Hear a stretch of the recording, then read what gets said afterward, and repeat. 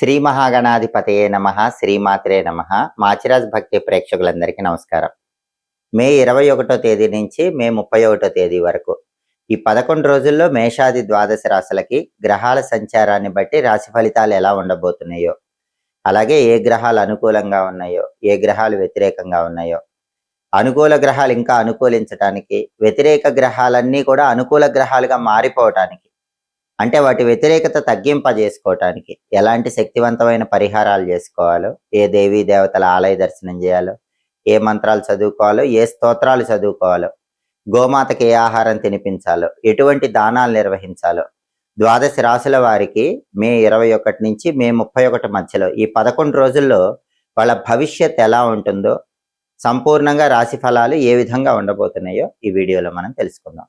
తదుపరి మిథున రాశి. మిథున రాశి వాళ్ళకి మే 21వ తేదీ నుంచి మే 31వ తేదీ మధ్యలో 11 రోజుల పాటు రాశి ఫలితాలు పరిశీలిస్తే 11 రోజుల ఫలితాలు చూసేటప్పుడు ప్రధానంగా తీసుకోవాల్సినటువంటి 4 గ్రహాలు రవి, బుధుడు, కుజుడు, శుక్రుడు. ఈ 4 గ్రహాల్లో రవి గ్రహము 12వ స్థానంలో ఉంది. 11 రోజులు కూడా రవి 12వ స్థానంలో ఉన్నాడు. మిథున రాశి వాళ్ళకి రవి 12లో వ్యయంలో ఉన్నాడు. రవి వ్యయంలో ఉండటం వల్ల ఆఫీసులో రహస్య శత్రువులు ఉంటారు. పైకి నవ్వుతూ వెనక వెన్నుపొడి పొడిచే వాళ్ళు ఎక్కువ మంది ఉంటారు. మీరు చేసిన వర్క్ మొత్తం వాళ్ళు చూపించుకొని ఇంక్రిమెంట్లు తెచ్చుకునే వాళ్ళు ఉంటారు. మీరెంత కష్టపడ్డా క్రెడిట్ వేరే వాళ్ళు తీసుకునే వాళ్ళు కూడా ఆఫీస్లో కనిపిస్తూ ఉంటారు. కాబట్టి ఆఫీస్ పాలిటిక్స్ ఎక్కువగా ఉంటాయి. ఆఫీస్లో కొలీగ్స్తో కానీ బాస్తో కానీ మిథున రాశి వాళ్ళు ఈ 11 రోజుల్లో కొంచెం కేర్ఫుల్గా ఉండటం మంచిది. ఎంత హార్డ్ వర్క్ చేసినా వృత్తిలో ఎదుగుదల అనేది పెద్దగా కనిపించదు. రవి వ్యయంలో ఉన్నాడు. రవి బలం పెరగాలంటే నానబెట్టిన గోధుమలు బెల్లంతో కలిపి ఆవుకు తినిపించాలి. కేజింబావు గోధుమలు ఎర్ర వస్త్రంలో మూటగట్టి బ్రాహ్మణుడికి దానం ఇవ్వాలి. రవికి అధిష్టాన దైవం విష్ణుమూర్తి కాబట్టి ఓం నమో నారాయణాయ అష్టాక్షరి మంత్రాన్ని రోజు 21 సార్లు చదువుకుంటే మిథున రాశి వాళ్ళకి రవి బలం పెరుగుతుంది. విష్ణు సహస్రనామ స్తోత్రం కానీ, విష్ణు పంజర స్తోత్రం కానీ చాంటింగ్ వినండి, రవి బలం పెంచుకోవచ్చు. అలాగే బుధుడు మిథున రాశి వాళ్ళకి 12, 1 స్థానాల్లో సంచారం చేస్తున్నాడు. మొదటి 8 రోజులు 12వ సంచారం ఫేవరబుల్గా లేడు. తర్వాత 3 రోజులు 1వ సంచారం, అది కూడా ఫేవరబుల్గా లేదు. అంటే ఈ 11 రోజుల్లో మిథున రాశి వాళ్ళకి బుధుడు అనుకూలంగా లేడు, బుధుడు వ్యతిరేకంగా ఉన్నాడు. కాబట్టి మిథున రాశి విద్యార్థులు బాగా హార్డ్ వర్క్ చేస్తేనే ర్యాంకులు వస్తాయి. నిరుద్యోగులు ఇంటర్వ్యూకు బాగా ప్రిపేర్ అయితేనే ఇంటర్వ్యూలో సెలెక్ట్ అవ్వగలుగుతారు. వ్యాపారస్తులు కొత్త కొత్త ఆలోచనలతో తెలివితేటలతో వ్యాపారం చేస్తేనే లాభాలు వస్తాయి. లేకపోతే విద్యారంగం, నిరుద్యోగులు, వ్యాపారస్తులకి కొంత వ్యతిరేక ఫలితాలు ఉంటాయి. ఆ వ్యతిరేక ఫలితాలు పోవాలంటే, బుధుడి బలం పెరగాలంటే, బుధుడికి అధిష్టాన దైవం గణపతి కాబట్టి గణపతి ఆలయ దర్శనం చేసుకోండి. సంకటనాశక గణేష స్తోత్రం చాంటింగ్ వినండి. నానబెట్టిన పెసలు ఆవుకు పెట్టడం కానీ, కేజింబావు పెసలు ఆకుపచ్చ వస్త్రంలో కట్టి పంతులు గారికి దానం ఇవ్వటం కానీ చేయండి. అప్పుడు బుధుడి బలం పెరుగుతుంది. బుధుడిచ్చే వ్యతిరేక ఫలితాలు తగ్గిపోతాయి. అలాగే కుజుడు 11వ స్థానంలో మిథున రాశి వాళ్ళకి చాలా అద్భుతంగా ఉన్నాడు. అంటే మిథున రాశి వాళ్ళకి మే 21 నుంచి మే 31 మధ్యలో కుజుడు బ్రహ్మాండంగా ఫేవరబుల్గా ఉన్నాడు. కుజుడు ఫేవరబుల్ ఉంటే ఏమవుతుంది? ప్రాపర్టీస్ కొనుక్కోగలుగుతారు. రీజనబుల్ రేటుకే మంచి ప్రాపర్టీ కొనుక్కుంటారు. లేదా ప్రాపర్టీ సేల్ చేయగలుగుతారు. చాలా హై రేటుకి, మంచి రేటుకి ప్రాపర్టీ అమ్ముకోగలుగుతారు. రియల్ ఎస్టేట్లో లాభాలు వస్తాయి. అప్పులు తీర్చగలుగుతారు. బ్యాంక్ లోన్లు శాంక్షన్ అవుతాయి. బ్రదర్స్తో ఉన్న డిస్ప్యూట్స్ క్లియర్ అయిపోతాయి. ఈ ప్రయోజనాలన్నీ కూడా 11వ స్థానంలో కుజుడి వల్ల పొందగలుగుతారు. ఫుడ్ బిజినెస్ ఉంటే ఫుడ్ బిజినెస్లో మంచి లాభాలు వస్తాయి. కాపర్ మెటీరియల్ బిజినెస్లో లాభాలు వస్తాయి. హాస్టల్ బిజినెస్ చాలా అద్భుతంగా ఉంటుంది. 11వ స్థానంలో కుజుడి వల్ల ప్రాపర్టీస్ ఆస్పెక్ట్లో మిథున రాశి వాళ్ళకి చాలా మంచి రిజల్ట్స్ అనేవి కనిపిస్తూ ఉంటాయి. అలాగే శుక్రుడు 1వ స్థానంలో చాలా అద్భుతంగా ఉన్నాడు. శుక్రుడి బలం కూడా మిథున రాశి వాళ్ళకి చాలా బాగుంది. అంటే వాళ్ళ రాశిలోనే శుక్రుడు ఉన్నాడు. దీనివల్ల ఏం జరుగుతుందంటే మిథున రాశి వాళ్ళు ఏం మాట్లాడినా ఎదుటి వాళ్ళు ఆకర్షితులైపోతూ ఉంటారు. స్త్రీ పురుషులు ఎవరైనా సరే మిథున రాశి వాళ్ళ వాక్చాతుర్యానికి ఆకర్షితులైపోతారు. ఎందుకంటే వాళ్ళ రాశిలోనే శుక్రుడు ఉన్నాడు. అందువల్ల మృదు మధురమైనటువంటి మాటలు మాట్లాడతారు. వినోదపరమైన కార్యక్రమాల్లో పాల్గొంటారు. ఉల్లాసంగా, ఉత్సాహంగా కాలాన్ని గడుపుతూ ఉంటారు. ఇంటికి అవసరమైన వస్తువులు కొనుక్కోగలుగుతారు. టెక్స్టైల్, లేడీస్ ఎంపోరియం, బొటిక్ లాంటి వ్యాపారాల్లో లాభాలు పొందగలుగుతారు. వైఫ్ అండ్ హస్బెండ్ రిలేషన్ చాలా అద్భుతంగా ఉంటుంది. ధనలాభము, వస్తులాభము, కుటుంబంలో అన్యోన్యత, బంధాలు, బంధుత్వాల పరంగా ప్రయోజనాలు ఇవన్నీ కూడా మీ రాశిలోనే అంటే మిథునంలోనే శుక్రుడు ఉండటం వల్ల మిథున రాశి వాళ్ళు పొందగలుగుతారు. కాబట్టి మిథున రాశి వాళ్ళకి మే 21 నుంచి మే 31 మధ్యలో కుజుడి బలం అద్భుతంగా ఉంది, శుక్రుడి బలం అద్భుతంగా ఉంది. దానివల్ల అనుకూల ఫలితాలు ఉంటాయి. అయితే రవి బలం లేదు, బుధుడి బలం లేదు. కాబట్టి ఈ 2 గ్రహాలకు సంబంధించిన పరిహారాలు చేసుకుంటే ఈ 2 గ్రహాల బలాన్ని కూడా పెంపొందింపజేసుకొని వ్యతిరేక ఫలితాలు తగ్గింపజేసుకొని మిథున రాశి వాళ్ళు సంపూర్ణమైన అనుకూల ఫలితాలు అందిపుచ్చుకోవచ్చు. జ్యోతిష శాస్త్రంలో రాసులకి ఎంత ప్రాధాన్యత ఉందో సంఖ్యాశాస్త్రంలో పుట్టిన తేదీకి కూడా అంతే ప్రాధాన్యత ఉంది. సంఖ్యాశాస్త్ర పరంగా మీరు పుట్టిన తేదీని బట్టి ప్రత్యేకమైన పరిహారాలు చేసుకుంటే గ్రహాల అనుకూలత కలిగి అదృష్టాన్ని ఐశ్వర్యాన్ని సిద్ధింపజేసుకోవచ్చు.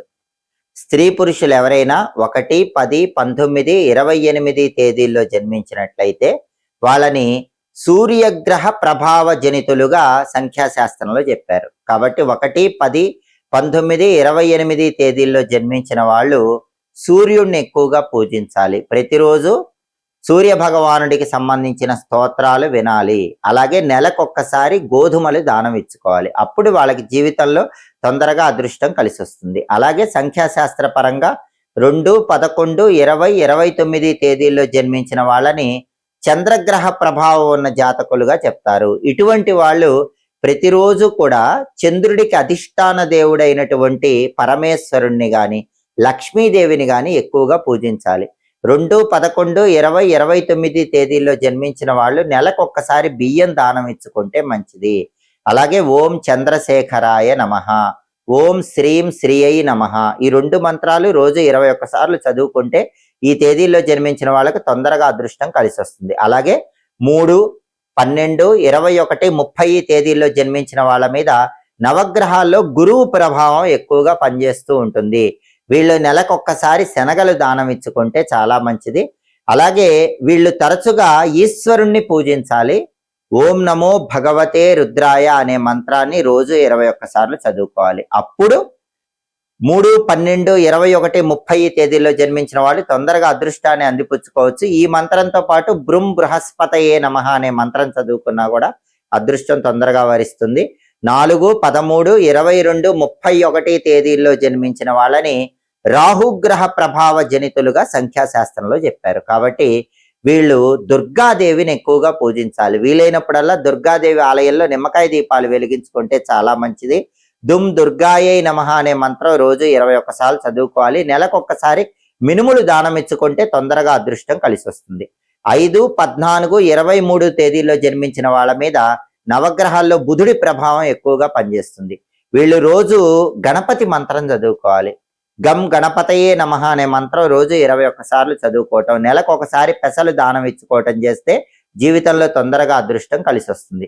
6, 15, 24 తేదీల్లో జన్మించిన వాళ్ళ మీద నవగ్రహాల్లో శుక్రుడి ప్రభావం ఎక్కువగా పనిచేస్తుంది. కాబట్టి 6, 15, 24 తేదీల్లో జన్మించిన వాళ్ళు శుక్రుడికి అధిష్టాన దైవం లలిత అమ్మవారు కాబట్టి లలిత అమ్మవారిని ఎక్కువగా పూజించాలి.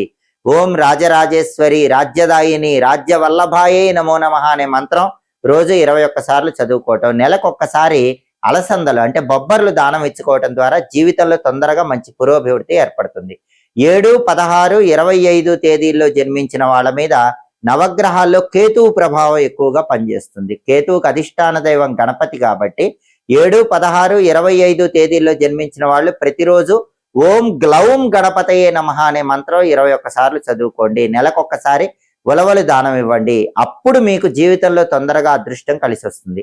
8, 17, 26 తేదీల్లో జన్మించిన వాళ్ళ మీద నవగ్రహాల్లో శని ప్రభావం ఎక్కువగా పనిచేస్తుంది. అందుకే 8, 17, 26 తేదీల్లో జన్మించిన వాళ్ళు ఆంజనేయ స్వామిని గాని వెంకటేశ్వర స్వామిని గాని ఈశ్వరుణ్ణి గాని ఎక్కువగా పూజించండి. ప్రతిరోజు ఓం గోవిందాయ నమః, శ్రీ రామదూతాయ హనుమతే నమః, ఓం నమః శివాయ ఈ 3 మంత్రాలు కూడా 21 సార్లు చొప్పున చదువుకుంటే తొందరగా అదృష్టం కలిసి వస్తుంది. నెలకొక్కసారి నువ్వులు దానం ఇచ్చుకోవటం ద్వారా కూడా జీవితంలో తొందరగా అదృష్టాన్ని ఐశ్వర్యాన్ని సిద్ధింపజేసుకోవచ్చు. ఇక చివరగా 9, 18, 27 తేదీల్లో జన్మించిన వాళ్ళ మీద నవగ్రహాల్లో కుజుడి ప్రభావం ఎక్కువగా పనిచేస్తుంది. 9, 18, 27 తేదీల్లో జన్మించిన వాళ్ళు సుబ్రహ్మణ్య స్వామిని నరసింహస్వామిని ఎక్కువగా పూజిస్తే జీవితంలో తొందరగా అదృష్టం కలిసి వస్తుంది. ఓం సాం శరవణ భవ, ఓం నమో నారసింహాయ. ఈ 2 మంత్రాలు ప్రతిరోజు 21 సార్లు చదువుకోవటం, నెలకొక్కసారి కందులు దానం ఇచ్చుకోవటం ద్వారా జీవితంలో తొందరగా అదృష్టాన్ని, ఐశ్వర్యాన్ని సిద్ధింపజేసుకోవచ్చు. కాబట్టి జ్యోతిష శాస్త్ర పరంగా రాసులకు ఎంత ప్రాధాన్యత ఉందో సంఖ్యాశాస్త్రంలో పుట్టిన తేదీలకు కూడా అంతే ప్రాధాన్యత ఉంది.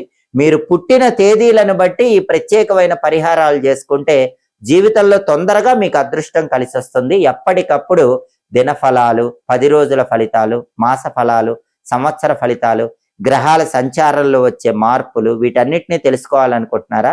అయితే మాచిరాజ్ భక్తి ఛానల్ తప్పకుండా చూడండి. మా వీడియోస్ మీకు నచ్చినట్లయితే మా ఛానల్ లైక్ చేయండి, కామెంట్ చేయండి. మా ఛానల్ వీడియోస్ 10 మంది మిత్రులకు షేర్ చేయండి. మా ఛానల్ సబ్స్క్రైబ్ చేసుకోండి. పక్కనున్న బెల్ సింబల్ ఒకటి మాత్రం మర్చిపోకండి. సర్వే జనాః సుఖినో భవంతు. స్వస్తి.